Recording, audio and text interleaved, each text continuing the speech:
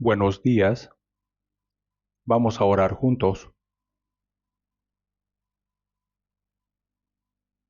Nuestro Padre Dios, Santo, bondadoso y misericordioso, te damos gracias por habernos salvado de nuestros pecados y transgresiones, haciéndonos tus santos hijos, permitiéndonos permanecer en tu iglesia, tu cuerpo, y bendiciéndonos para que dentro de ella te sirvamos. También apliquemos tu palabra y que vivamos una vida con obediencia. Gracias por permitir que hoy los santos salvos por la sangre del Señor se reúnan en este lugar para tener comunión santa a través de tu palabra. Te rogamos que a través de este tiempo aprendamos cuál es tu buena, agradable y perfecta voluntad, y que nos des fuerza y valor a través de tu palabra, para que podamos caminar en obediencia en nuestras vidas. Para aquellos que entre nosotros están enfermos, te rogamos que los sanes, y a quienes están pasando por diversas tribulaciones, aflicciones y pruebas, te pedimos que les des fuerza y que, aunque estén en todo tipo de circunstancias, los ayudes para que nadie tropiece, sino que confíen más en ti y que puedan caminar hacia tu ciudad.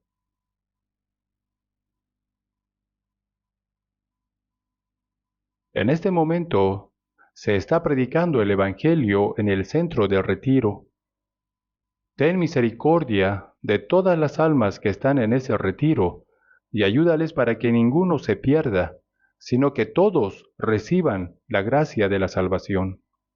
También rogamos y te pedimos que acompañes a cada pastor que predica y consulta, dándoles las palabras necesarias para cada momento y sabiduría para que puedan proclamar y testificar el Evangelio con valentía.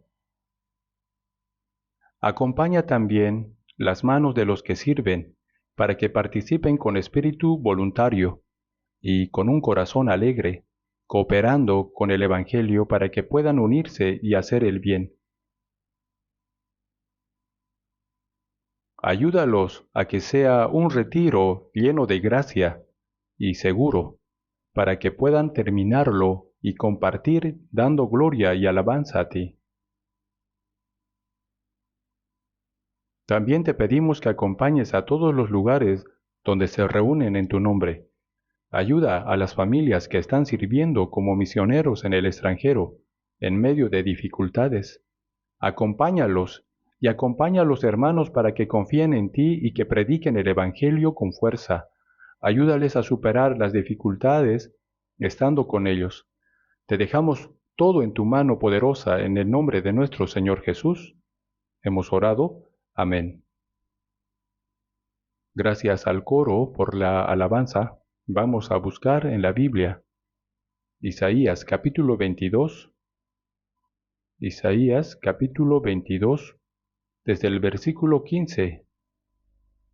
Capítulo 22, desde el versículo 15 hasta el 25. Voy a leer yo. Jehová de los ejércitos dice así: Ve, entra a este tesorero, a Sebna el mayordomo, y dile: ¿Qué tienes tú aquí? ¿O a quién tienes aquí, que labraste aquí sepulcro para ti, como el que en lugar alto labra su sepultura, o el que esculpe para sí morada en una peña? He aquí que Jehová te transportará en duro cautiverio, y de cierto te cubrirá el rostro, te echará a rodar con ímpetu, como a bola por tierra extensa. Allá morirás, y allá estarán los carros de tu gloria, oh vergüenza de la casa de tu Señor, y te arrojaré de tu lugar, y de tu puesto te empujaré. En aquel día llamaré a mi siervo Eliaquim, hijo de Hilcías, y lo vestiré de tus vestiduras, y lo ceñiré de tu talabarte, y entregaré en sus manos tu potestad, y será padre al morador de Jerusalén, y a la casa de Judá. Y pondré la llave de la casa de David sobre su hombro, y abrirá, y nadie cerrará, cerrará, y nadie abrirá. y lo hincaré como clavo en lugar firme, y será por asiento de honra a la casa de su padre. Colgarán de él toda la honra de la casa de su padre, los hijos y los nietos, todos los vasos menores desde las tazas hasta toda clase de jarros. En aquel día, dice Jehová de los ejércitos, el clavo hincado en lugar firme será quitado, será quebrantado y caerá, y la carga que sobre él se puso se echará a perder, porque Jehová habló. Hasta aquí. Hoy voy a explicar las lecciones de los buenos mayordomos a través de la gracia que Dios confió a Sebna y Eliakim. Confieso que creo que es el título más largo que he utilizado en mis sermones. Estuve pensando si utilizar o no todo el título, pero al final decidí usarlo para transmitir todo el significado. Aún así les pido disculpas si les resulta difícil de recordar el título. También pueden resumirlo simplemente como lecciones de los mayordomos a través de Sebna y Eliakim, para que lo puedan recordar mejor. El texto principal aparece en dos personas. En el versículo 15 aparece Sebna. En el versículo 20 aparece Eliakim. Estas dos personas fueron altos funcionarios que ocuparon el ministerio de tesorero. Como tesorero durante el reinado del rey Ezequías, uno de los reyes de Judá. Estas dos personas utilizaron dos talentos y posesiones que se le dieron para propósitos diferentes. Sebna utilizó los talentos y la posición para sí mismo, y como resultado trajo vergüenza a la casa de su señor. Finalmente fue expulsado de su ministerio, humillado, y enfrentó una muerte miserable bajo el juicio de Dios. En cambio, Eliakim recibió los mismos talentos y posición, pero los utilizó para la gloria de la casa de David, y cumplió firmemente su responsabilidad. Como resultado, tuvo una buena influencia en muchas personas, y él mismo fue glorificado. Nosotros también, siendo salvos, somos mayordomos que administramos lo que pertenece a Dios, en la casa de Dios. Vamos a dejar este versículo marcado y busquemos 1 de Pedro capítulo 4 versículo 10.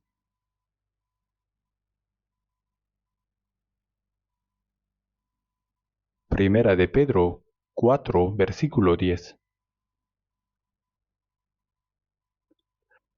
Vamos a leer juntos.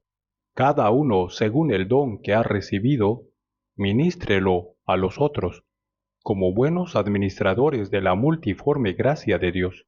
Aquí dice, cada uno según el don que ha recibido. Como la luz del sol en el cielo brilla sobre la tierra, como la lluvia cae desde el cielo a la tierra, de la misma manera, todo lo que tenemos, en realidad, viene de Dios, quien está arriba, y nosotros lo hemos recibido de Él.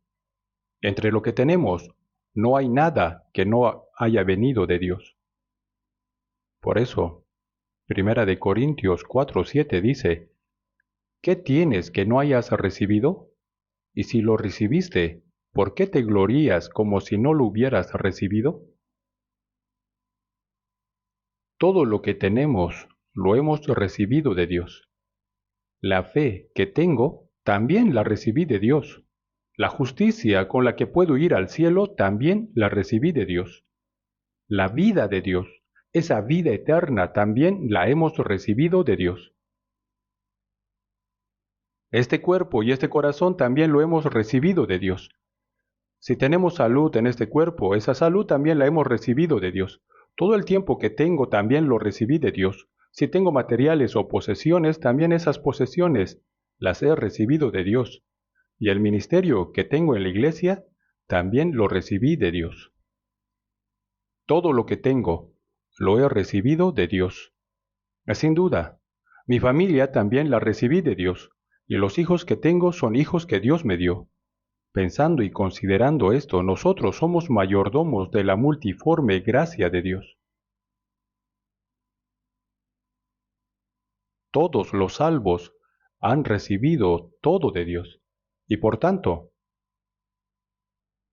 son mayordomos de la multiforme gracia de Dios. Pero, ¿por qué dice que seamos buenos mayordomos? Porque, aunque los que han sido salvos son mayordomos, algunos utilizan bien todo para la gloria del Señor, mientras que otros lo utilizan solo para sí mismos. Los mayordomos que lo utilizan para sí mismos serían malos. Si lo utilizan para la gloria del Señor, serían buenos mayordomos.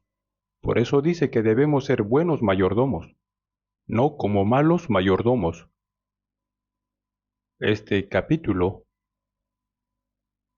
pensando en Isaías 22, nos permite ver que Sebna es un mal mayordomo y Eliakim es un buen mayordomo. Hay que reflexionar. ¿Yo como salvo estoy viviendo como un buen mayordomo como Eliakim o como un mal mayordomo como Sebna? Nosotros debemos vivir como buenos mayordomos, como Eliakim, y presentarnos ante el Señor. Eso es lo que Dios quiere de nosotros, y para esto, Él nos da la sabiduría, fuerza y la capacidad suficiente para que podamos hacerlo. Vamos a volver, Isaías 22.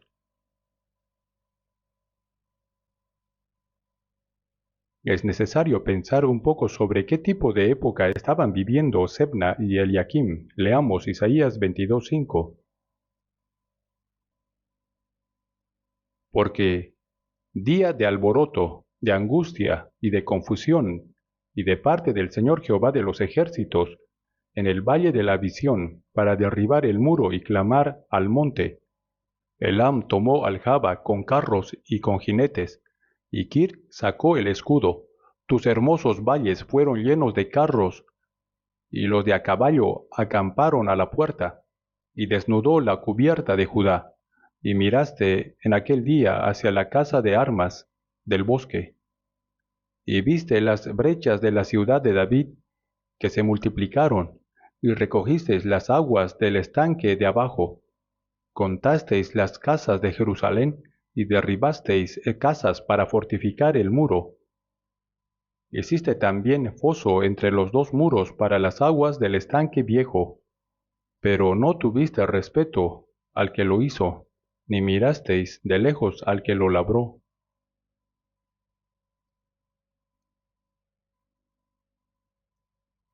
Dios levantó muchos enemigos alrededor de Judá, porque el reino de Judá estaba en el camino de corrupción.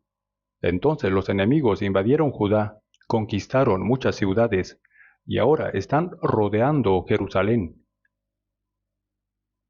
Los carros llenaron los valles, y los jinetes se alinearon en las puertas.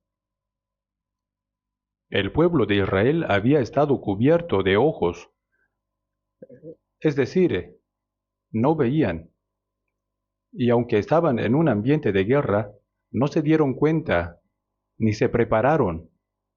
Pero cuando Dios descubrió sus ojos a través de la guerra, el pueblo de Israel se dio cuenta de la situación. Entonces miraron las armas de la casa del bosque, prepararon armas, y cuando vieron los muros de la ciudad de David, notaron que muchos lugares estaban derrumbados. Incluso derribaron casas para reparar los muros. Como se necesita mucha agua en una guerra, hicieron estanques para aguas. Prepararon apresuradamente varias cosas que necesitaban para la guerra, pero el mayor problema fue que no respetaron ni miraron a Dios, quien hace y gobierna todas esas cosas. Por eso en Isaías 22:11 dice, pero no tuvisteis respeto al que lo hizo, ni mirasteis de lejos al que lo labró. Mientras que preparaban para la guerra, no confiaron en Dios, en quien debían confiar. Y también, antes este peligro de guerra, el pueblo de Israel estaba viviendo desenfrenadamente. En el versículo 12, 13, por tanto el Señor Jehová de los ejércitos llamó en este día y llamó y a endechas a raparse el cabello y a vestir cilicio. He aquí gozo y alegría matando vacas y degollando ovejas, comiendo carne y bebiendo vino, diciendo, comamos y bebamos, porque mañana moriremos.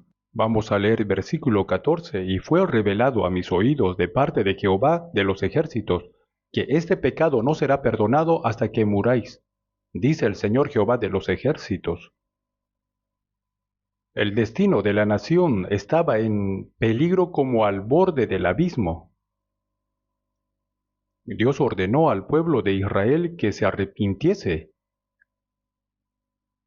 pero ellos no escucharon. En vez de arrepentirse, no reflexionaron sobre sus vidas, sino que sacrificaron ganado, comieron carne, bebieron vino y se alegraron diciendo, de todos modos el hombre muere una vez, comamos y bebamos, mañana moriremos.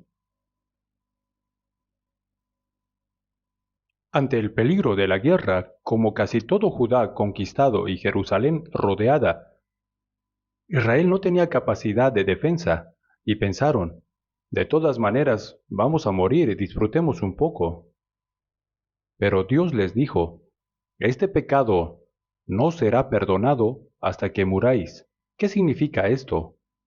Que si el pecado no se resuelve antes de morir, irán al infierno. No será perdonado hasta la muerte significa que Dios advierte el castigo eterno después de la muerte. Una nación enfrentaba una gran crisis, pero aún en medio de esa crisis, el pueblo de Israel no se dio cuenta, y más bien se mantuvieron, se entregaron a comer, beber y alegrarse. En esa época, cuando había esta crisis, aparecen dos personas, Sebna y Eliakim, que tenían responsabilidades importantes. Vamos a dejar este versículo marcado y vamos a buscar Isaías capítulo 36. Isaías 36 del 1 al 3. Aconteció en el año 14 del rey Ezequías que Sennacherib, rey de Asiria, subió contra todas las ciudades fortificadas de Judá, y las tomó. Y el rey de Asiria envió al Rabsaces con un gran ejército desde Laquis a Jerusalén contra el rey Ezequías, y acampó junto al acueducto del estanque de arriba, en el camino de la heredad del lavador. Vamos a leer el 3 juntos. Y salió a él Eliakim, hijo de Hilcías, mayordomo, y Sebna, escriba, y Joa, hijo de Asaf, canciller. Estas dos personas, Eliakim y Sebna, fueron dos de las tres personas que el rey Ezequías envió como mensajeros, cuando el rey Sennacherib envió a Rabsaces con un ejército de 185,000 hombres para invadir Jerusalén. Entre Eliakim, Sebna y Joa. Estos tres fueron enviados como mensajeros, y entre ellos estaban dos personas claves. En el capítulo 37, versículo 1 y 2, dice, capítulo 37, 1 y 2. Aconteció pues que cuando el rey Ezequías lo oyó, rasgó sus vestidos y cubierto de cilicio vino a la casa de Jehová, y envió a Eliakim mayordomo y a Sebna escriba, y a los ancianos de los sacerdotes, cubiertos de cilicio al profeta Isaías hijo de Amós. Rabsaces, que vino con un gran ejército asirio, insultó a Israel y blasfemó contra Dios. En el contenido del capítulo 36, desde el versículo 18 al 20 dice, Rabsaces dijo, ¿qué Dios hay entre los dioses de las naciones que haya librado su tierra de la mano del rey de Asiria? ¿Qué Dios entre todos los dioses de estas naciones ha protegido su tierra? Tampoco Jehová podrá librar a Jerusalén de mi mano. De esta manera despreciaron y blasfemaron contra Dios. Ezequías, al ver que el nombre de Dios fue despreciado y blasfemado, rasgó sus vestidos y se vistió de cilicio. Hizo que el mayordomo Eliaquim, Sebna y los ancianos también se vistieran de cilicio, y para buscar la ayuda de Dios. Envió al mayordomo Eliaquim, a Sebna y a los ancianos, al profeta Isaías. Entre los enviados al profeta Isaías estaban Sebna y Eliaquim. Estaban incluidos. Estas dos personas tuvieron grandes responsabilidades importantes. Nosotros también estamos en una situación parecida. Nosotros estamos viviendo en una ciudad que va a perecer. Dios dijo a Daniel en el capítulo 9 que confirmaría un pacto por una semana. Ahora, aunque hay muchos conflictos entre Israel y países árabes, sabemos que un día Israel y los árabes firmarán un tratado de paz de 7 años. A partir de entonces comenzarán los 7 años de tribulación. No habrá una situación parecida ni antes ni después. Justo antes de que comience esta tribulación, justo antes, firmarán el tratado de paz de 7 años. Antes de esto, Jesús volverá. Cuando el Señor vuelva, nosotros resucitaremos en gloria y seremos arrebatados. Así como Eliaquim y Sebna tuvieron responsabilidades en ese tiempo, nosotros somos mayordomos que administramos lo que pertenece a Dios, en la casa de Dios, justo antes de la tribulación, es decir, estamos en la misma situación. Entonces, podemos aprender algunas lecciones a través de Sebna y Eliaquim. Volvamos a Isaías capítulo 22. Isaías 22. Isaías capítulo 22, versículo 15. Vamos a leer juntos. Jehová de los ejércitos dice así: Ve, entra a este tesoro, a Sebna, el mayordomo, y dile. Aquí dice que Sebna estaba en el ministerio de tesorero y que ocupaba el palacio. Esto significa que administraba todas las propiedades del país, es decir, era como ministro de finanzas, y al ocupar el palacio, indica que era mayordomo del palacio, a cargo de todo el palacio. Así que desempeñaba los cargos de ministro de finanzas y mayordomo del palacio como máxima autoridad. Hoy en día sería como el primer ministro. Sebna llegó a esta posición, y esto significa, no fue por casualidad o coincidencia. Para llegar a esa posición significa que tenía talentos que los otros no tenían. Por eso no fue casualidad. Cuando Asiria invadió con un gran ejército, el hecho de que Sebna estuviera entre las personas que el rey Ezequías envió como mensajeros, nos muestra que tenía capacidad y talento. Teniendo esos talentos, pudo tener esa posición y ministerio como mayordomo del palacio. En 1953, cuando hubo excavaciones arqueológicas en Jerusalén, hace unos 70 años, encontraron una lápida de la época de Ezequías. En esa lápida había un escrito, un hombre sobre palacio, y el nombre Sebnayahu, una combinación de Sebna y Yahweh, es decir, Jehová, aparecía escrito. Esto nos da una idea de cuánta posición tenía Sebna.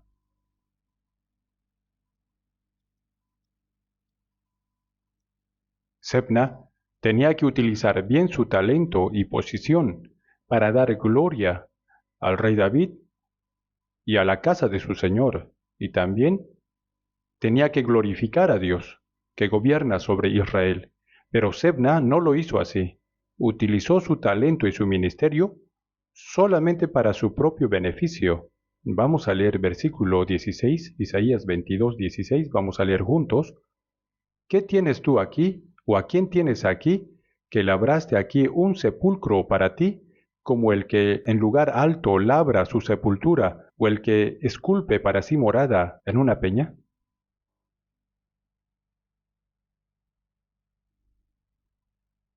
Aquí está repitiendo una expresión.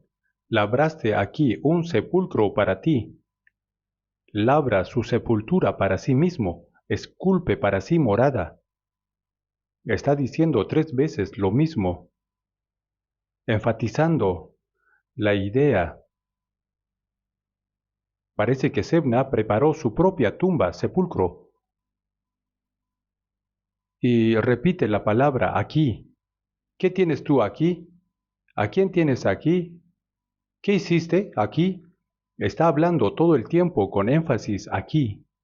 Viendo este versículo podemos entender que aquí se refiere al sepulcro real, donde se entierran los reyes. Entonces, con su poder, Sebna preparó su propia tumba en ese lugar. Aunque él no formaba parte de la familia real, lo hizo con soberbia e intentó construir una tumba para sí entre los reyes. A través de esto podemos pensar 2 errores de Sebna. Primero, pasó los límites de su posición. Y segundo, como funcionario de alto cargo, olvidó cuál era su deber y responsabilidad. Preparar su propia tumba en el sepulcro de los reyes no era su derecho, pero utilizando su posición y poder lo hizo. En la Biblia aparece muchas veces gente que usa mal su poder y posición y que pasa de los límites de su autoridad. Entre ellos veremos algunos ejemplos. El primero es el rey Saúl, el primer rey de Israel. En Primera de Samuel capítulo 13, los filisteos invadieron con un gran ejército. Había 30,000 carros, 6,000 soldados. Eran tan numerosos como la arena del mar. Dios a través de Samuel dio instrucciones a Saúl. Dijo, cuando Israel enfrente dificultades, espera 7 días hasta que llegue Samuel. No hagas nada por tu cuenta. Pero al ver muchos enemigos tan grandes, el pueblo de Israel comenzó a temer. Los soldados y el pueblo empezaron a dispersarse. Saúl esperó hasta el 7.º día, pero no pudo esperar más y ofreció él mismo el holocausto y los sacrificios de paz. Y justo después de ofrecer el sacrificio, llegó Samuel. Al ver lo que había hecho Saúl, Samuel le reprendió, diciendo que había actuado neciamente. Hay una distinción clara entre el trabajo del rey y el trabajo del sacerdote, pero Saúl, siendo rey, hizo el trabajo del sacerdote. No conocer cuál es su lugar es ser necio. Aún así, Dios le dio otra oportunidad. En Primera de Samuel capítulo 15, Dios le ordenó destruir completamente a los amalecitas. Saúl derrotó a Amalec obedeciendo a la palabra de Dios, pero trajo al rey vivo y se quedó con lo mejor del ganado. Y en Primera de Samuel capítulo 15 versículo 12 dice que levantó un monumento para sí mismo. En vez de utilizar esta oportunidad que Dios le dio para obedecer a su palabra y restaurar su posición, la utilizó para enaltecerse a sí mismo. Como resultado, perdió el trono que Dios le había dado y terminó humillado. No conocer cuál es su lugar es camino directo hacia la humillación.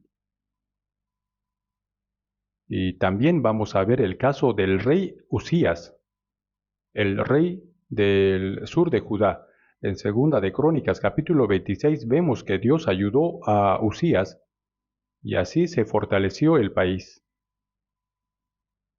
Su poder se hizo tan grande que fue conocido hasta las regiones fronterizas de Egipto. Pero entonces su corazón se enalteció. Él entró en el templo para hacer el trabajo del sacerdote. Tomó el incensario y quiso ofrecer el incienso a Dios. 80 sacerdotes le impidieron diciendo que no podía hacer eso. Sin embargo, cuando Uzías se enojó contra ellos, Dios lo castigó con lepra en la frente. Como resultado, fue expulsado del templo.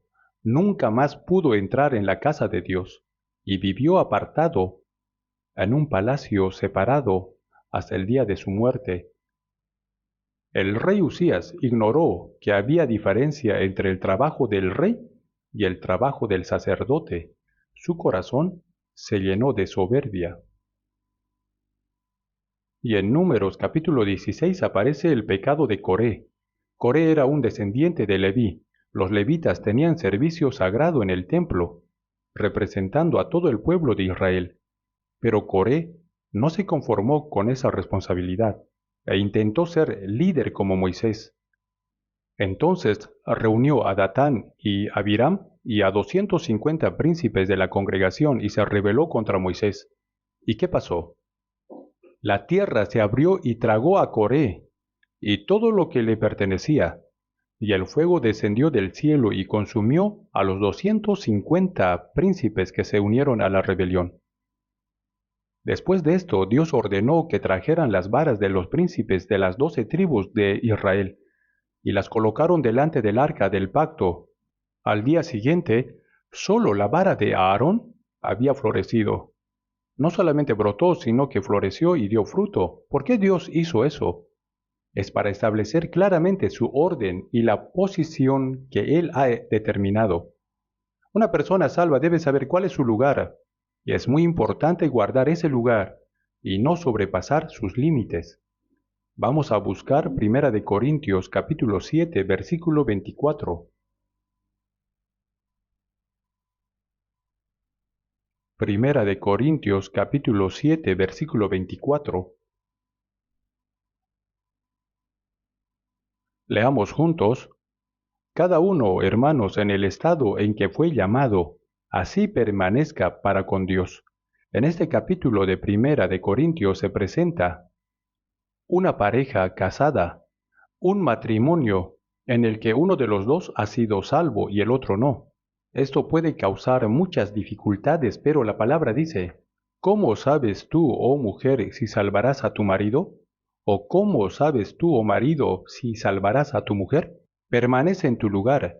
Ya sea que uno haya sido salvo como judío o como gentil, es importante mantener el lugar en el que fue llamado. Si fuiste salvo como gentil, no necesitas hacerte circuncidar como los judíos. No importa si fuiste salvo siendo esclavo o libre. No era fácil llevar la vida cristiana en ese momento siendo esclavo.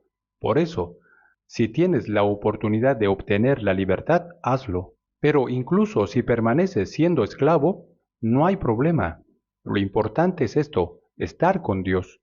Si estás con Dios, en la situación en la que estés, esa situación es la correcta, ya sea como estudiante, ama de casa, padre de familia o trabajador en alguna empresa. Si hemos recibido la salvación, hasta que nos llame Dios, es importante mantener nuestra posición hasta que Él nos indique su voluntad. Lo importante es permanecer en ese lugar junto con Dios. Tenemos que recordar que si somos salvos debemos permanecer en la iglesia. En San Juan capítulo 15 el Señor dijo que el pámpano debe permanecer en la vid. La posición de una persona salva es como un pámpano, permanecer en el tronco, en la vid, que es la iglesia. Como miembro del cuerpo debemos estar dentro del cuerpo, que es la iglesia. Es ahí donde recibimos la autoridad y el poder del Señor, que es la cabeza.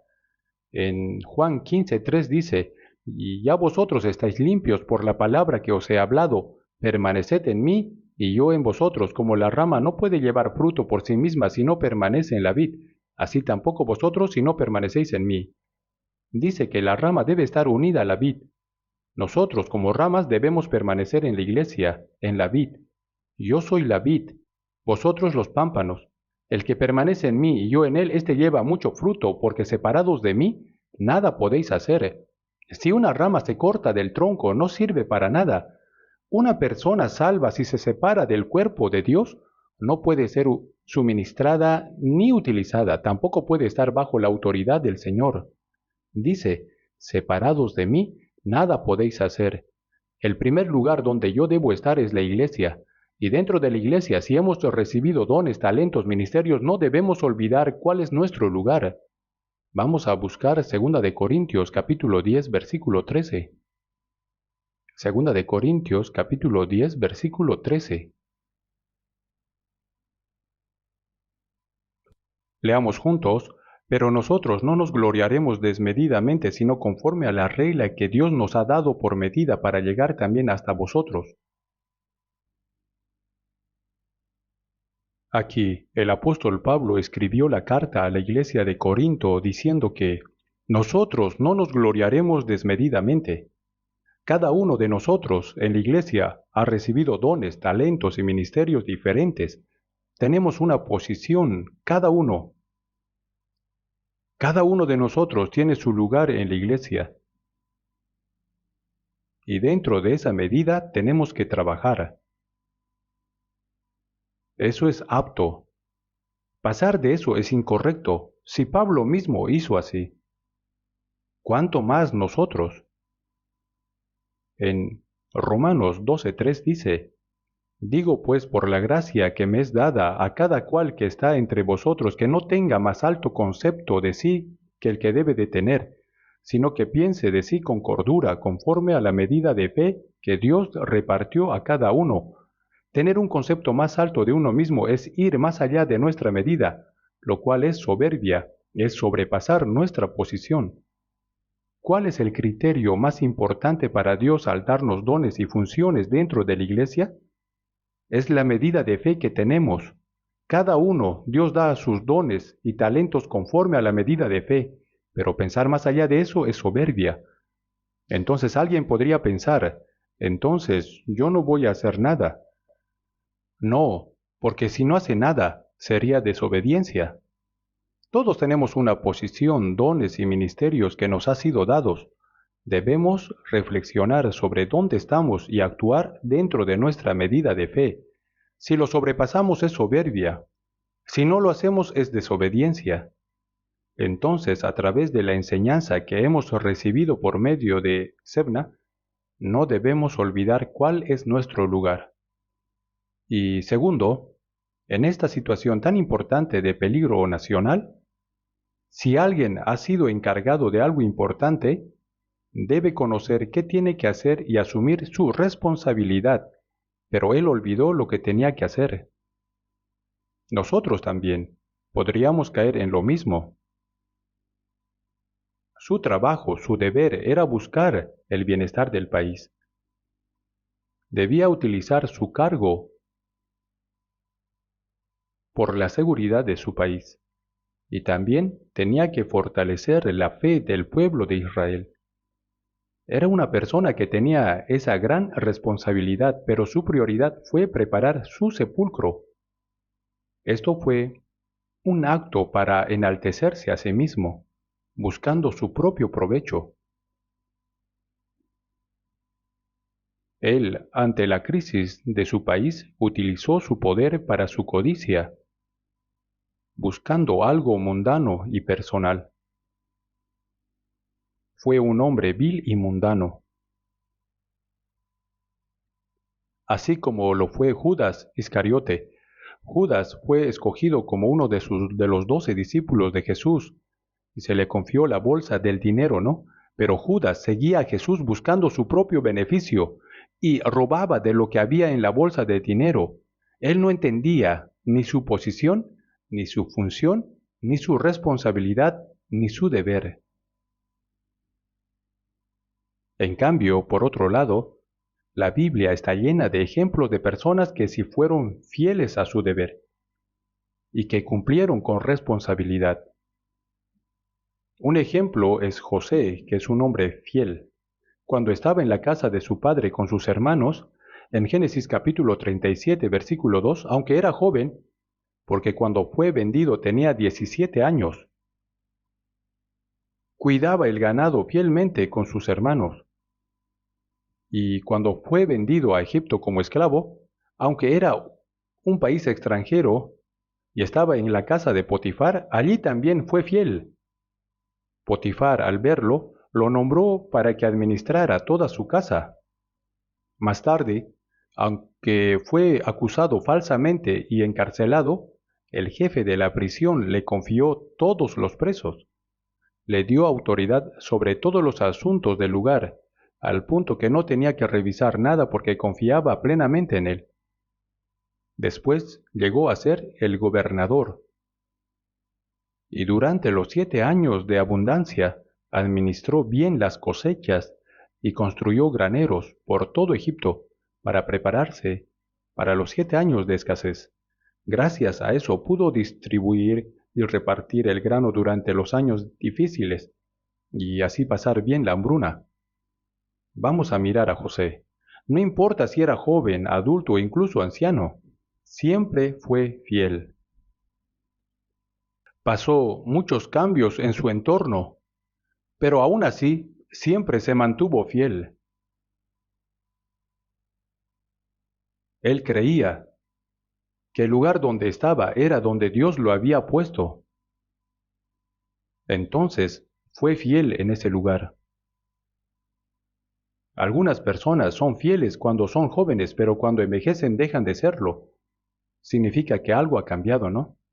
Otros son fieles cuando tienen un ministerio, pero si ya no lo tienen, dejan de serlo. Hay un cambio, ¿no? Algo ha cambiado. Aunque uno no tenga ministerio dentro de la iglesia, si está en la casa de Dios, sin duda es un mayordomo. Seguramente hay algo que uno debe hacer según su medida. Cada uno tiene trabajo que debe hacer según su medida de fe. También veamos el ejemplo de Daniel. Desde joven, propuso en su corazón no contaminarse y mantenerse fiel a su fe. Durante el imperio de Babilonia, cuando el rey pedía sabiduría en los asuntos de su reino, Daniel cumplía fielmente su trabajo. Luego Babilonia cayó y Persia la conquistó. Pero incluso en el imperio persa, Daniel siguió siendo fiel. El rey de Persia nombró 3 ministros para su reino, pero Daniel tenía un espíritu superior, sobresalía sobre los demás, y no se le podía hallar falta en los asuntos del gobierno. Fue completamente fiel, aunque fuera joven o anciano, aunque fuera Babilonia o Persia. Él creía que el lugar donde estaba era por la providencia de Dios. Había voluntad de Dios de que él estuviera allí, y fue fiel. También Samuel, quien fue el último juez en la época de los jueces, nació en una familia de los sacerdotes. Por lo tanto, él también era sacerdote. Samuel tenía 2 posiciones. Una era juez y otra es sacerdote. En 1 de Samuel capítulo 7 vemos que él recorría varias ciudades enseñando la palabra y gobernando. Pero cuando el pueblo pidió un rey y se levantó el rey Saúl, entonces Samuel dejó de gobernar porque ya no le correspondía. Se retiró como juez. Pero aún así, en 1 de Samuel capítulo 12 dice: Lejos sea de mí que peque yo contra Jehová, cesando de rogar por vosotros. Siguió orando por ellos y enseñando como sacerdote, porque eso aún seguía siendo su deber, así que continuó haciéndolo. Aunque dejó su trabajo como juez, siguió su trabajo como sacerdote. Él fue quien primero estableció escuelas de profetas en el Antiguo Testamento. De ahí viene el nombre de nuestra escuela, Samuel, por esas escuelas de profetas. Samuel, incluso con los años, siguió cumpliendo fielmente su trabajo y responsabilidad ante Dios. Y el apóstol Pablo, en Hechos capítulo 20, versículo 24, dice: Pero de ninguna cosa hago caso, ni estimo preciosa mi vida para mí mismo, con tal que acabe mi carrera con gozo, el ministerio que recibí del Señor Jesús para dar testimonio del Evangelio de la gracia de Dios. No solamente en ese momento, sino que desde el momento que fue salvo hasta el momento en que fue decapitado nunca cambió. Desde que fue salvo, compartió el Evangelio de Dios en Damasco. Cuando intentaron matarlo, los hermanos lo ayudaron a escapar. Más tarde, en la iglesia de Antioquía y de Siria, Bernabé fue a buscar a Saulo y lo trajo allí. Se dedicó a enseñar. Luego, durante sus viajes misioneros, primero, segundo y tercero, predicó la palabra y estableció iglesias donde quiera que iba. Hasta el momento de su muerte cumplió fielmente su trabajo. En su última carta, él mismo testifica que no peleó la batalla solo en un momento, sino que la peleó continuamente. Corrió hasta el final el camino que debía recorrer. Desde el momento en que fue salvo hasta el final fue constante, firme y guardó la fe. Esto es fidelidad. La fidelidad no es como actuar como Sebna, que olvidó cuál era su lugar. Actuó más allá de lo que se le había encomendado. Olvidó cuál era su trabajo y responsabilidad. Así como hubo persona como Sebna, también hay personas fieles. Nosotros debemos seguir el ejemplo de los que fueron fieles. Y otra lección que podemos aprender es que Sebna fue soberbio. A través de Sebna podemos aprender cuáles son las características de la soberbia. Vamos a buscar Isaías capítulo 22.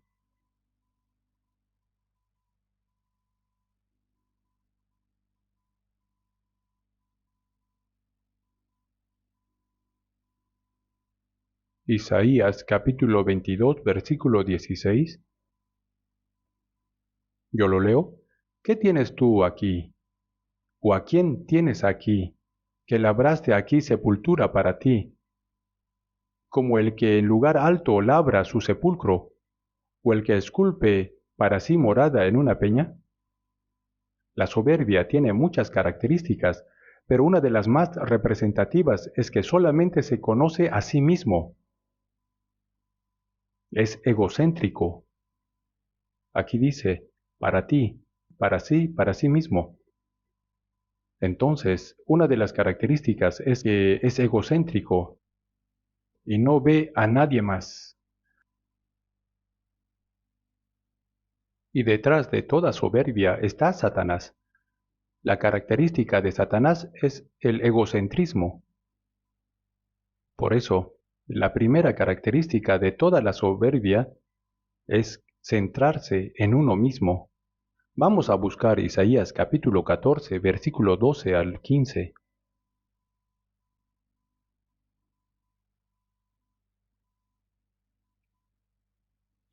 Yo lo leo. ¿Cómo caíste del cielo, oh lucero, hijo de la mañana? En la traducción en inglés se utiliza la palabra Lucifer, que se refiere a Satanás. Cortado fuiste por tierra, tú que debilitabas a las naciones, tú que decías en tu corazón, subiré al cielo en lo alto, junto a las estrellas de Dios, levantaré mi trono, y en el monte del testimonio me sentaré. A los lados del norte, sobre las alturas de las nubes subiré y seré semejante al Altísimo. Vamos a leer juntos. Mas tú derribado eres hasta el Seol, a los lados del abismo. Aquí habla cuál es la característica de Satanás. Tú que decías en tu corazón, subiré al cielo, levantaré mi trono, me sentaré en el monte del testimonio, a los lados del norte subiré sobre las alturas de las nubes, seré semejante al Altísimo. Yo, yo, yo voy a ser como el Altísimo. La característica de una persona soberbia es que piensa todas las cosas en torno a sí misma. En 2 de Timoteo capítulo 3 nos habla de 19 características que describen los tiempos últimos. La primera de estas 19 características es amadores de sí mismos. En 2 de Timoteo capítulo 3 dice, también debes saber esto, que en los postreros días vendrán tiempos peligrosos, porque habrá hombres amadores de sí mismos, ávaros. Es decir, lo primero que menciona es que habrá hombres amadores de sí mismos. Sí, es cierto que hay que amarse a uno mismo. también es correcto apreciarse, pero aquí se refiere a que dejando todas las cosas, lo primero es Él. Se centra en sí mismo y de ahí viene el problema. Una persona salva debe tener claramente sus prioridades en la vida y hay que esforzarse para restaurar esas prioridades correctas. Un salvo, naturalmente, se convierte en una persona centrada en Dios. Y lo que ha recibido de Dios lo comparte con su prójimo. Entonces, primero es Dios, segundo el prójimo y tercero uno mismo. Es correcto que uno mismo sea el último. En inglés existe la palabra joy, que significa alegría, gozo, y también incluye otro significado, que es éxito y satisfacción. Cuando una persona tiene éxito, siente satisfacción, y con esa satisfacción tiene alegría y gozo. Pero esta palabra joy nos da una enseñanza. La J es Jesús. Para una persona salva, Jesús debe ser lo primero. Después viene la O, que es others, los demás, el prójimo. Y luego el último. Luego viene la Y, que es yourself, tú mismo. Primero Dios, segundo el prójimo, después uno mismo. Cuando seguimos este orden, encontramos alegría, gozo, éxito y satisfacción. Aunque en el mundo a uno le vaya bien, eso sería éxito y satisfacción, ¿no? Pero en realidad nuestra alegría, nuestro éxito espiritual y satisfacción vienen cuando tenemos el orden correcto en nuestras prioridades. Primero Dios, segundo el prójimo y luego uno mismo. Es entonces cuando tenemos paz en el corazón. Tenemos que establecer bien esa prioridad. Ese es el orden correctamente. Tenemos que esforzarnos por esto. ¿Ustedes qué piensan? ¿Qué es el éxito y la satisfacción? ¿De dónde buscan la alegría y la satisfacción? La palabra joy nos enseña y establecer bien el orden. Primero Jesús, después el prójimo y luego uno mismo. En Jueces capítulo 9 podemos encontrar la parábola de los árboles de Jotam. Jotam fue un hijo de Gedeón. Cuando invadieron 135,000 hombres, Gedeón logró la victoria con solo 300 personas. Él fue un juez y desempeñó el papel de Salvador como juez.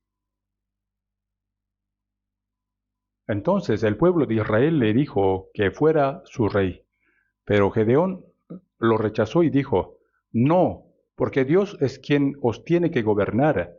Es suficiente con Dios. ¿Por qué yo tengo que ser vuestro rey?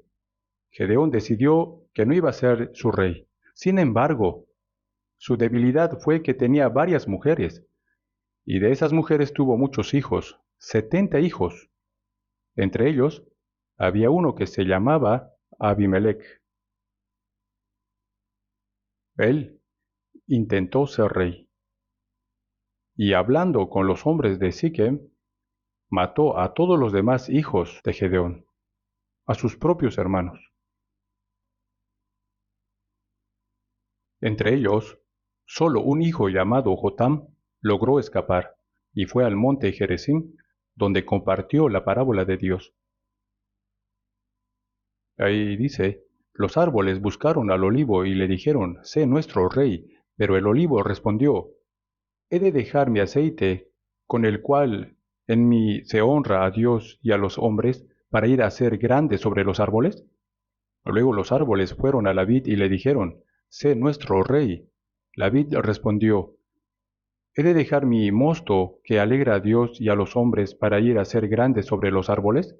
También lo rechazó. Tanto el olivo como la vid nos muestra cuál es la prioridad correcta. Dicen que su propósito es honrar a Dios y a los hombres. Ese es el orden correcto. Primero Dios, luego el prójimo y finalmente uno mismo. En cambio, Abimelech mató a los demás hijos de Gedeón, es decir, él fue como un espino.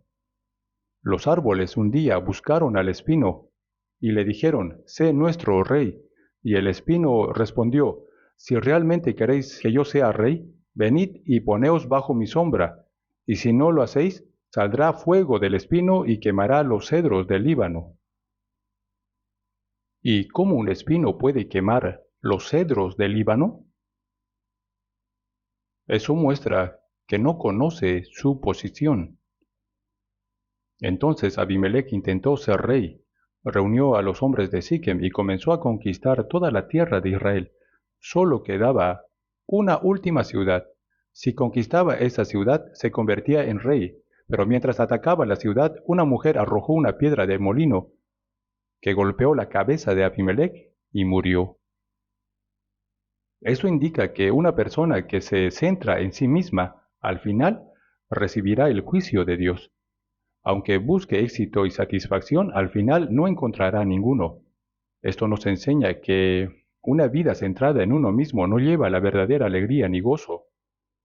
En Mateo 6 dice, «Mas buscad primeramente el reino de Dios y su justicia, y todas estas cosas os serán añadidas». Primero dice que debemos buscar el reino de Dios y su justicia. Eso significa que tenemos que poner a Dios en primer lugar, luego al prójimo y finalmente a nosotros. Al final, en la historia hay personas que formaron grandes imperios. Entre ellos, Alejandro el Magno.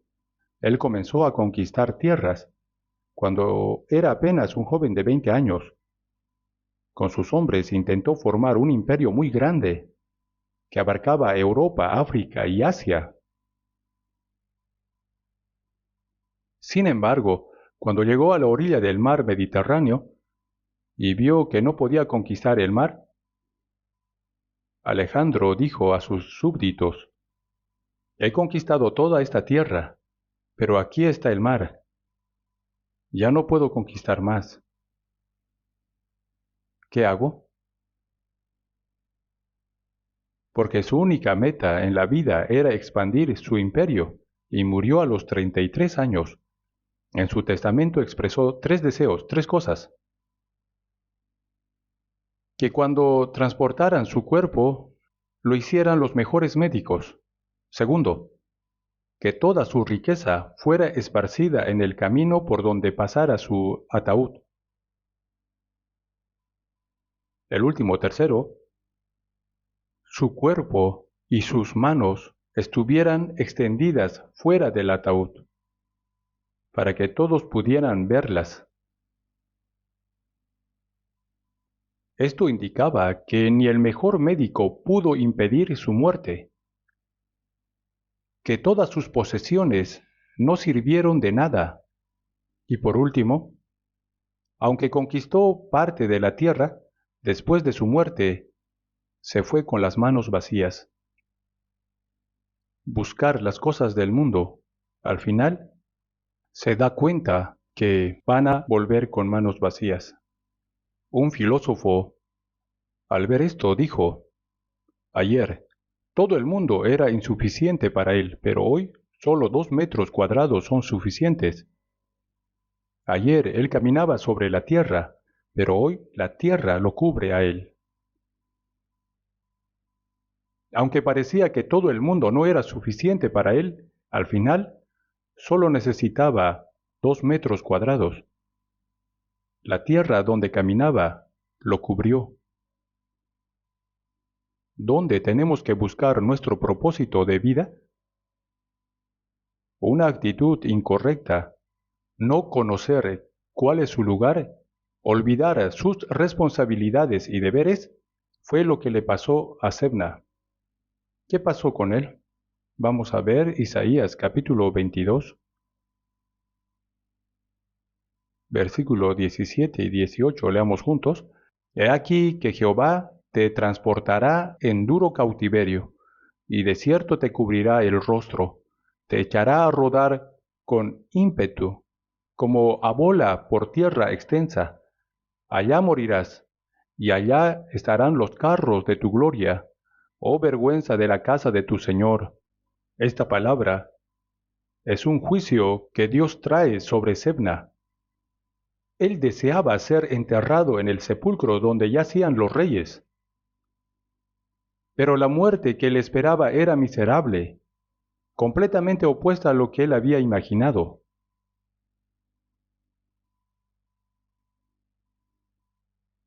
Dice que Dios lo ata fuertemente y como si fuera un general capturado lo lanza a un lugar desolado, vasto y vacío.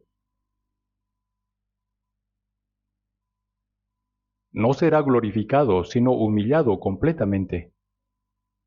Allí morirás, y allí estarán los carros de tu gloria.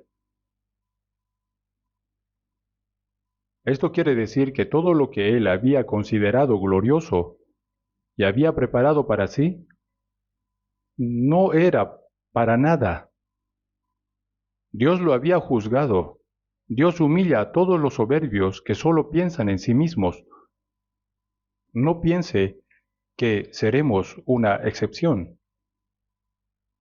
En Isaías capítulo 14, versículo 15 leemos acerca de Satanás. Él deseaba estar en las alturas, entre las nubes, ser como el Altísimo, pero fue derribado. Algunos piensan que si van al infierno, Satanás será como el líder allí, pero no es así. Él está en el lugar más bajo del Seol, en el mayor sufrimiento. Dios no permite que gobierne como líder en el infierno. En 1 de Samuel 2:10 dice, los que se levantan contra Jehová serán quebrantados. Desde los cielos los herirá con truenos. Los que se oponen a Jehová serán destruidos, serán golpeados por el trueno celestial. El faraón de Egipto es un ejemplo. Se opuso a Dios hasta el final y fue ahogado en el Mar Rojo, entrando en un castigo eterno.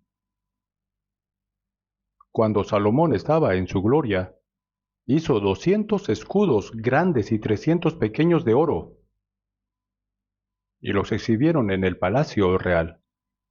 Pero en sus últimos años, cuando se apartó de Dios y comenzó a adorar ídolos, en el tiempo de su hijo Roboam, esos escudos de oro fueron quitados por Egipto, y en su lugar, Roboam no tuvo más opción que poner escudos de bronce en lugar de oro, de un valor completamente diferente. En Sofonías 1:18 dice que Dios va a juzgar esta tierra, destruirá a todos los poderosos de la tierra, de una manera asombrosa. También en Job 40, Dios dice que humillará a los soberbios, los aplastará y los pondrá en lugares oscuros. Ese lugar oscuro es el castigo del infierno donde hay oscuridad eterna. Sebna fue un soberbio que olvidó su posición, su trabajo, su ministerio, e hizo que Dios lo juzgara. Dios le quitó su puesto y lo humilló. En el versículo 19 dice, Isaías 22:19, y te arrojaré de tu lugar, y de tu puesto te empujaré. Dice que te echaré de tu oficio, y de tu puesto te arrojaré. ¿Por qué? Porque avergonzó la casa de su Señor. La casa del Señor se refiere a la casa de David, a través de la cual se profetizó la venida del Salvador Jesucristo. Esa casa tiene un plan y un propósito.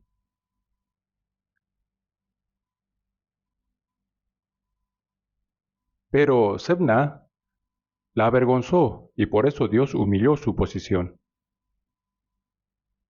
Como hemos visto en Isaías 36 y 37, cuando los asirios atacaron, el cargo de mayordomo del palacio ya estaba ocupado por Eliasim, a quien Dios había otorgado ese puesto quitándoselo a Sebna. El ministerio y la gloria que nos han sido dados son muy importantes, pero muchas personas los han perdido. Entre los hijos de Jacob estaba Rubén. En Génesis 49 dice, Rubén, tú eres mi primogénito, mi fortaleza y el principio de mi vigor. Principal en dignidad, principal en poder. Rubén tenía talento y capacidad, pero cometió un gran error. Impetuoso como las aguas, no serás el principal, por cuanto subiste al lecho de tu padre. Entonces lo profanaste. Rubén cometió fornicación con la sierva de Lea, Bilha. Cuánto mejor habría sido si hubiera usado ese talento para el plan de Dios. Pero por causa de su pecado, la fornicación, la primogenitura pasó a José. Rubén perdió su ministerio.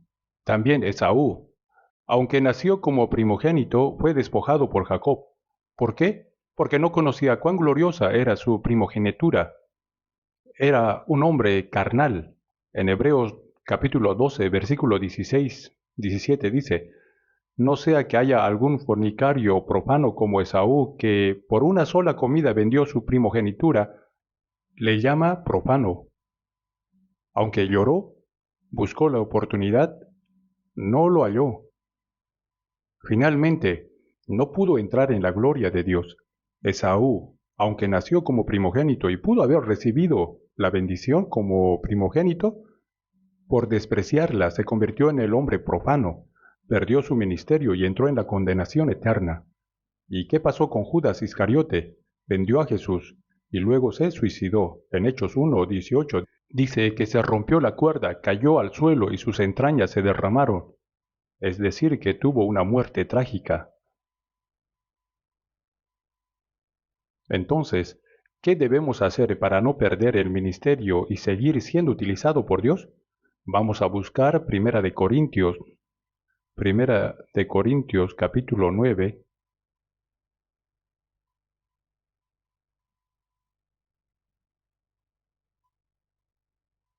Primera de Corintios 9, 24 al 27, hasta el 27 lo leo. ¿No sabéis que los que corren en el estadio, todos a la verdad corren, pero uno se lleva el premio? Corred de tal manera que lo obtengáis. Todo aquel que lucha, de todo se abstiene, ellos a la verdad para recibir una corona corruptible, pero nosotros una incorruptible.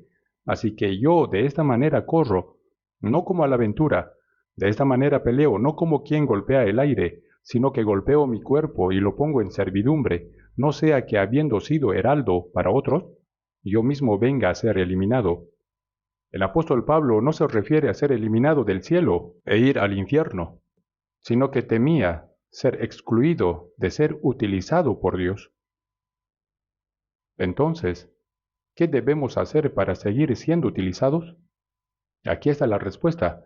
Aunque todos corren en el estadio, solo uno recibe el premio. En la antigüedad, a diferencia de hoy donde se otorga medallas de oro, plata y bronce, solo uno ganaba. Pero en la iglesia de Dios, todos los que han recibido ministerio pueden recibir el premio, sin excepción. No es que Dios da a uno de los muchos premios, Él los da a todos. Pero para obtener ese premio y seguir siendo usados por Dios hay cosas que debemos considerar. Primero, todo aquel que lucha de todo se abstiene. Es necesario abstenerse, entrenarse, ejercitarse con constancia. Aquellos que entrenan y para tener buen resultado se obtiene y entrenan constantemente. Es necesario abstenerse y entrenamiento. Segundo, hay que tener un propósito y objetivo claro. Pablo dice, así que yo de esta manera corro, no como a la aventura, de esta manera peleo, no como a quien golpea el aire. Quien corre sin objetivo va sin rumbo. Hay que tener claro el destino y el propósito de la vida. Porque si no lo tiene, se puede distraer. Alguien que no tiene propósito objetivo se desvía, no volverá jamás. Después, tercero, golpeo mi cuerpo y lo pongo en servidumbre. Es decir, pone en servidumbre su cuerpo. ¿Para qué? Para poner a la voluntad de Dios. Es someterse su cuerpo a la voluntad de Dios y de su palabra. Tener un propósito claro, conforme a la voluntad de Dios. Con Cristo estoy juntamente crucificado. El Señor es el dueño de mi vida, y yo soy su siervo y lo sigo. Vamos a volver nuevamente a Isaías capítulo 22. Isaías 22, desde el versículo 19 hasta el 21. Y te arrojaré de tu puesto y de tu lugar te empujaré. En aquel día llamaré a mi siervo Eliaquim, hijo de Hilcías, y lo vestiré de tus vestiduras, y lo ceñiré con tu cinto, y entregaré en sus manos tu potestad, y será padre al morador de Jerusalén y a la casa de Judá. Aquí vemos que Dios tiene el poder de exaltar y humillar. Dios quitó el ministerio de Sebna y se lo dio a Eliaquim. A través de esto, sabemos quién tiene el poder de exaltar y humillar es Dios. Él es quien da los ministerios necesarios a cada persona. Jesucristo, como cabeza de la iglesia, exalta a unos y humilla a otros para cumplir su voluntad y la obra de Dios en la iglesia.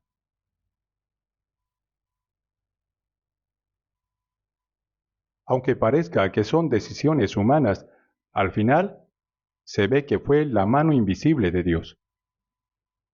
Por eso en Efesios capítulo 4, versículo 1 al 13, dice que dio dones a unos como evangelistas, a otros como pastores y otros maestros. Y antes de eso dice que conforme a la medida del don de Cristo dio gracia a cada uno. La medida de Jesús es infinita. Y conforme a esa medida, Dios otorga dones y ministerios apropiados a cada uno dentro de la iglesia. Dios es quien exalta y humilla. Por eso debemos discernir la providencia de Dios. ¿A quién llama Dios como obrero? A través del caso de Sebna, podemos pensar dos cosas. Primero, que Dios llama a una persona humilde y segundo, que llama a una persona fiel. Aunque hay muchos factores dentro de la iglesia, Dios utiliza como obreros a los que se humillan y también a los que son fieles. ¿Quiénes recibieron la salvación? Aquellos que se humillaron. Igualmente, Dios llama a los obreros cuando uno se humilla. Por eso en 1 de Pedro capítulo 5 dice, humillaos pues bajo la poderosa mano de Dios para que Él os exalte cuando fuere tiempo. Es la mano poderosa de Dios. Dios está en la iglesia, su poder y providencia actúan en la iglesia. Humillaos pues bajo la poderosa mano de Dios para que Él os exalte cuando fuere tiempo. Él utiliza a los humildes. Después llama como obreros a los que son fieles. En 2 de Timoteo capítulo 2 versículo 2 dice, lo que has oído de mí ante muchos testigos, esto encarga a hombres fieles. ¿Por qué Dios llamó a Abraham? En Nehemías capítulo 9 dice que Dios lo llamó porque fue fiel y lo utilizó como fuente de bendición. Vamos al versículo 22, Isaías 22, leamos juntos. Y pondré la llave de la casa de David sobre su hombro, y abrirá y nadie cerrará, cerrará y nadie abrirá. Aquí se refiere a Eliaquim, la casa de David. Es el linaje donde vendría el Salvador. Y pondré la llave de la casa de David sobre su hombro. Eso significa que le entregará autoridad y poder. Y abrirá y nadie cerrará, cerrará y nadie abrirá. Es decir, que tiene la autoridad. Y fue Dios quien lo hizo. Pero lo que debemos considerar es que Eliaquim es la sombra de Cristo.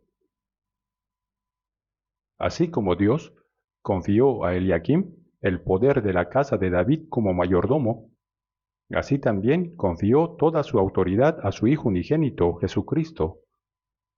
Por eso en San Mateo capítulo 28, 18, después de resucitar, Jesús dijo, Toda potestad me es dada en el cielo y en la tierra. Así como toda autoridad fue dada a Eliaquim, también toda autoridad fue dada a Jesús. Autoridad en el cielo y en la tierra. En Isaías 9, al hablar de Jesús, dice que el principado estará sobre su hombro. Él lleva el principado sobre sus hombros. Toda obra y autoridad están sobre él. Especialmente la autoridad para dar vida pertenece a Jesús y también la de dar muerte y el juicio está en sus manos. Tiene autoridad para dar vida y también para quitarla. Como Eliaquim, que tenía la llave de la casa de David, nadie podía cerrar lo que él abría ni abrir lo que él cerraba. De la misma manera, Jesús es quien tiene la llave de la vida. Por eso en Tito capítulo 3 versículo 5 dice, nos salvó no por obra de justicia que nosotros hubiéramos hecho, sino por su misericordia y por el lavamiento de la regeneración y por la renovación en el Espíritu Santo. Un humano es salvo por su misericordia, es decir, solo si Dios tiene misericordia de nosotros podemos ser salvos. Si no la tiene, no podemos serlo. Hechos capítulo 16. Cuando Lidia, vendedora de púrpura, escuchaba la palabra de Dios a través de Pablo, dice que el Señor abrió su corazón para que atendiese lo que Pablo decía, y abrió su corazón y le ayudó a comprender el Evangelio. El hecho de que cada uno de nosotros hemos sido salvos es porque Dios, por medio de la llave de la misericordia, nos abrió la llave de la vida, como el principado de David. Además de la llave de la vida, también están las llaves de la muerte en manos del Señor. En Apocalipsis 1 dice, y el que vivo y estuve muerto, mas he aquí que vivo por los siglos de los siglos, amén, y tengo las llaves de la muerte y el Hades. No solo tiene las llaves de la vida, sino también la llave de la muerte y el Hades. Tiene la autoridad. Pero lo que debemos considerar es que Jesús entregó esa llave de David, esa llave de autoridad, a la iglesia. ¿A quién? A la iglesia. Esa autoridad que Jesús recibió, esa autoridad que abre y nadie puede cerrar y que cierra y nadie puede abrir, se la confió, se la dio a la iglesia, a nosotros. Y por eso en la Biblia, San Mateo capítulo 16, versículo 18 dice,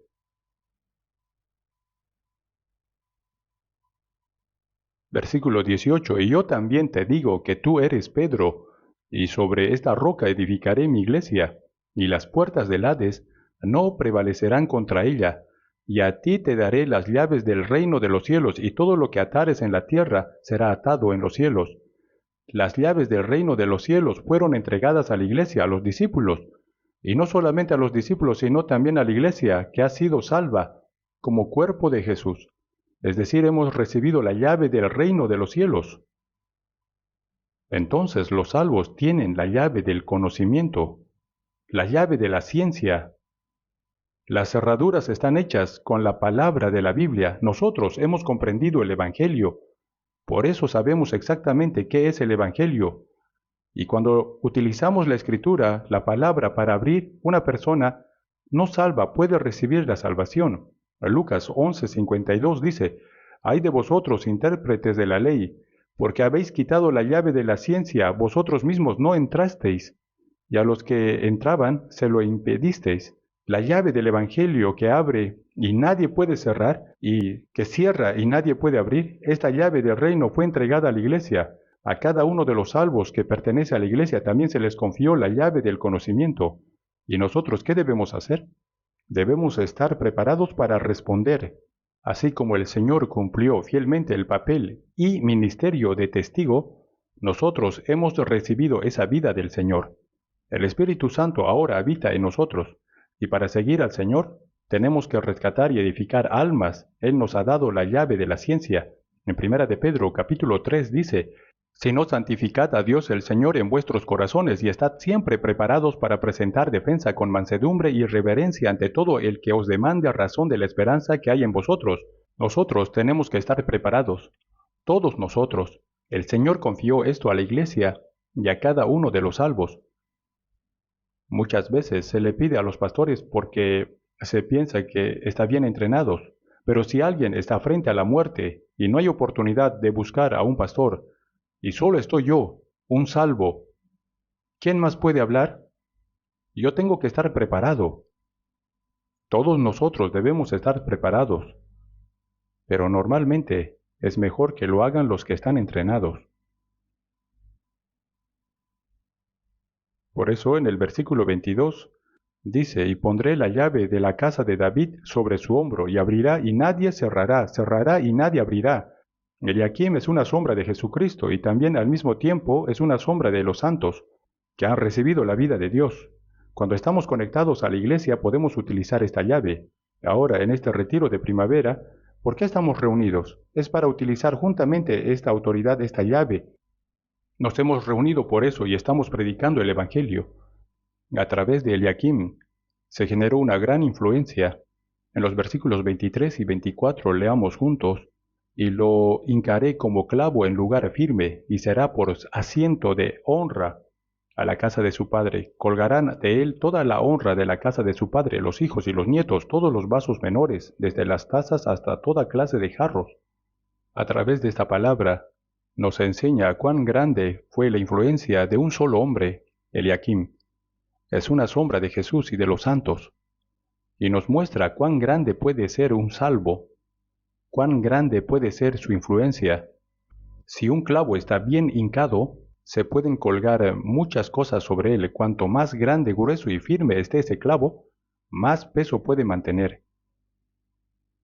Cuando Eliakim fue firme, todo lo de su casa de David fue colgado en él.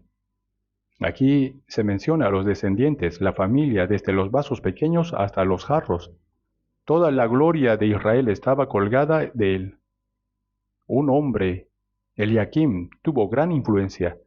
Un salvo también puede influir en su distrito, en el grupo de jóvenes, en su departamento. Si una persona es firme, puede influir en todo el grupo, en todo el departamento y más aún en toda la iglesia. Nosotros debemos ser firmes, así como un clavo bien hincado en un lugar firme. Y esto pasa.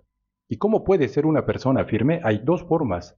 Uno, es permanecer en la iglesia recibiendo constantemente la palabra de Dios. Y otra cosa, segundo, pasar por diversas pruebas en la vida donde uno es fortalecido. Una persona sin pasar prueba no puede ser fuerte.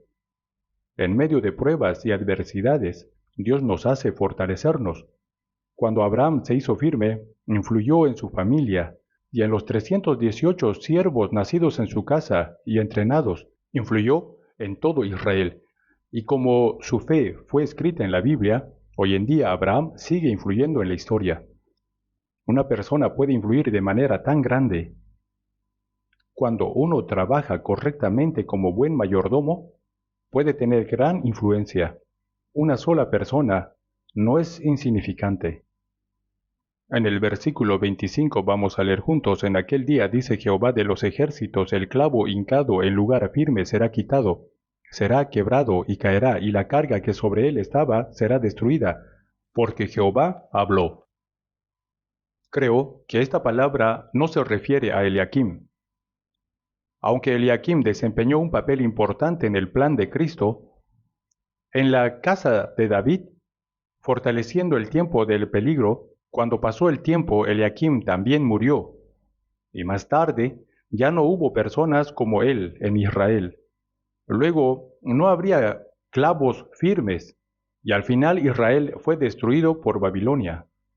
En la iglesia de Seúl y en muchas iglesias, debe haber muchas personas como buenos mayordomos, como clavos firmes en el Señor, y que trabajen firmemente por la gracia de Dios.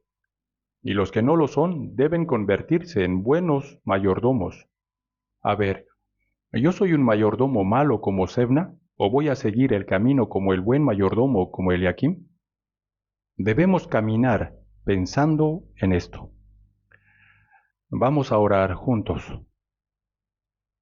Padre Dios, te damos gracias por permitirnos este tiempo y también permitir aprender la lección del mayordomo a través de dos personas. Como salvos, ayúdanos para que podamos ser buenos mayordomos y que podamos administrar firmemente los trabajos. Guarda y gobierna nuestros corazones y ayúdanos. Confiamos en ti, Señor.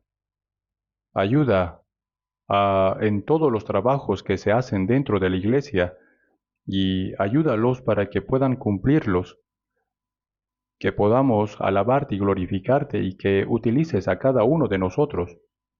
Ayúdanos a que podamos vivir como buenos mayordomos como Eliakim. Hemos orado en el nombre de nuestro Señor Jesucristo. Amén.